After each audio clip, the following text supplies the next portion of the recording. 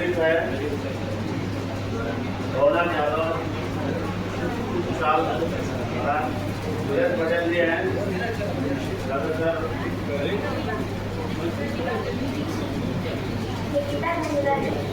नैना यादव, शिक्षा वाला रवीजा पटेल।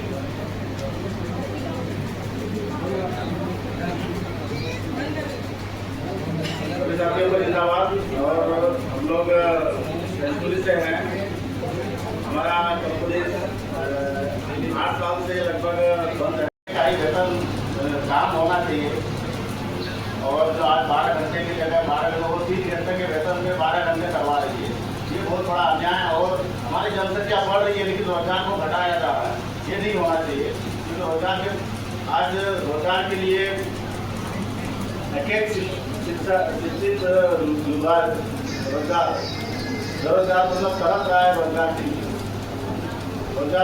रोजगार बचेगा तो देश को बहुत सबसे बड़ा मजबूत करने के लिए रोजगार की जरूरत है। ये हमको रोजगार को हमको बचाना पड़ेगा। जैसे आज शायद सबसे बड़ी तो समस्या है कि हम 12 घंटे को 8 घंटे का होना चाहिए। ये हमारी संख्या बढ़ती जनसंख्या है, उससे एक हिसाब से तो 6 घंटे का होना चाहिए। लेकिन 6 घंटे का तो 8 घंटे का तो होना ही चाहिए। लेकिन 8 घंटे की जगह 12 घंटे कर दिया, वो भी 3 घंटे के वेतन में करवाया जा रहा है। आज की महंगाई कितनी बढ़ गई है, लेकिन मजदूरों का वेतन को घटाया जा रहा है, जो ये समाज के लिए देश के लिए बहुत नुकसानदेह है। आप अंदाज मजदूरों के ऐसे स्थिति देखेंगे तो आज उनका परिवार नहीं चल पा रहा है। आज सोचा था कि कैसे हम घर चलाना मुश्किल और पढ़ाएगा लिखा घर द्वारा कैसे बनाएगा, क्योंकि मजदूरों की ड्यूटी और होना चाहिए 8 घंटे का ही होना चाहिए। कम से कम उससे भी कम हो जाए तो और अच्छा है। और उसका वाजिब और जो न्यूनतम वेतन तो मिलना चाहिए। आज 12 घंटे में 200-300 रुपये दे रहे हैं, बताओ क्या कैसे काम चलेगा। हर चीज़ का महंगाई कम से कम 4 गुना बढ़ गई है, लेकिन मजदूरों का ही घट रहा है। तो अन्याय है समाज के लिए, हमारे देश के लिए।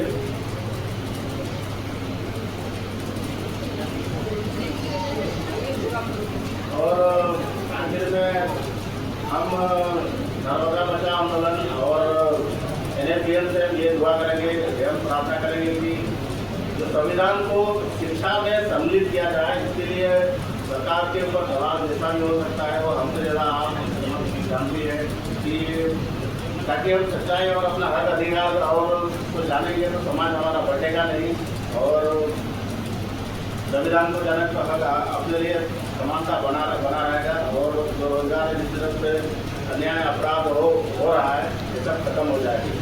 ये हमारे सेंचुरी टीम की एक चीज लोग आशा करेंगे कि जरूर हम लोग का जितनी संभव हो हमें सहयोग करना चाहिए। जितना संभव हो हम ये संघर्ष को या आंदोलन की टीम को हम संघर्ष मदद करने के लिए जो भी संभव हो हमें करना चाहिए। जिंदाबाद। और लेकिन हम लोग को बेदखल करने के लिए, रोजगार को खत्म करने के लिए बहुत से नानाशाही का उपयोग किया जा रहा है। लेकिन उनको हम एक नारा देकर के करना चाहते हैं कि जो नारा लगाएंगे, कैसे लेंगे रोजगार, लड़के लेंगे रोजगार, कैसे लेंगे रोजगार, कैसे लेंगे रोजगार। हम सेंचुरी वालों ने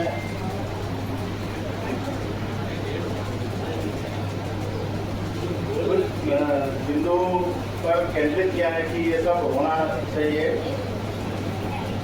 आज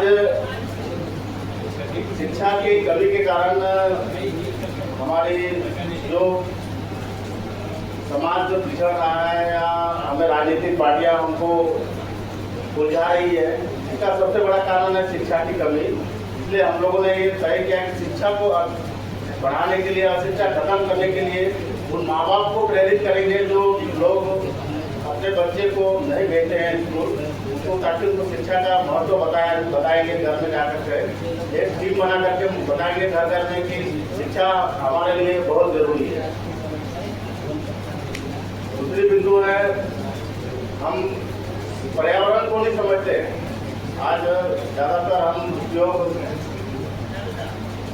पन्नी का यूज करके और पेड़ों को ऑक्सीजन तो चाहते हैं लेकिन हम पेड़ पौधे नहीं लगाते हैं। तो जितना हो सके हम पेड़ पौधे को लगाएं ताकि ऑक्सीजन का और पर्यावरण को दूषित किया जाए, क्योंकि ऑक्सीजन की वजह से, इनकी कमी की वजह से पर्यावरण में प्रदूषण बढ़ने की वजह से तरह तरह की बीमारियां हो रही है, ताकि ये सब ना हो। और तीसरी बिंदु हमारी है, संविधान की जानकारी की कमी से हमें जो मूलभूत अधिकार हमको जानकारी नहीं होती है, इसके बारे में हमको संविधान की जानकारी के लिए उसको पढ़ करके हम हर घर में, हर मोहल्ले में जाकर के बताएं हमारा संविधान क्या करता है, उससे हमको क्या फायदे हैं, उसमें उसकी जानकारी लेने से हमको हम क्या कहाँ से आगे बढ़ सकते हैं। इसकी जानकारी की कमी के कारण हम लोग जहाँ हमारा हक है, हक को भी छीना जाता है और सामने जानकारी होगी तो छीना जाएगा। इसलिए संविधान की जानकारी होना बहुत जरूरी है। और भारतीय संविधान जिंदाबाद। और समाज की बहुत बड़ी कुरीति है कि हम जाति भाव, जाति पाति में, बुद्धि में हम बटे हुए हैं, लेकिन उनको बताना चाहिए कि ये हम भगवान के पुत्र हैं। जाति तो हमने बनाया है, भगवान ने जाति उसी नहीं बनाया है। हम मनुष्य एक समान है, हम किसी का 5 पैर 2 आंखें अलग अलग नहीं, सब बराबर हैं। इसलिए हमको समानता का अधिकार सबको होना चाहिए, थोड़ा जो भेदभाव बिल्कुल नहीं होना चाहिए। और उसके लिए क्या करेंगे? कार्यक्रम बताओ, हर प्रकार का उद्देश्य कैसे हासिल करेंगे ये बताओ।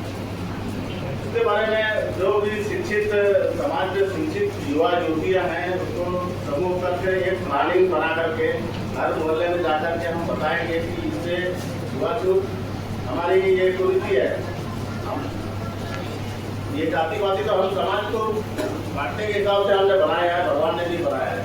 सच्चाई बताएंगे तो हर आदमी को समझ में आएगा कि ये उचित भेदभाव होता है, ये गलत है।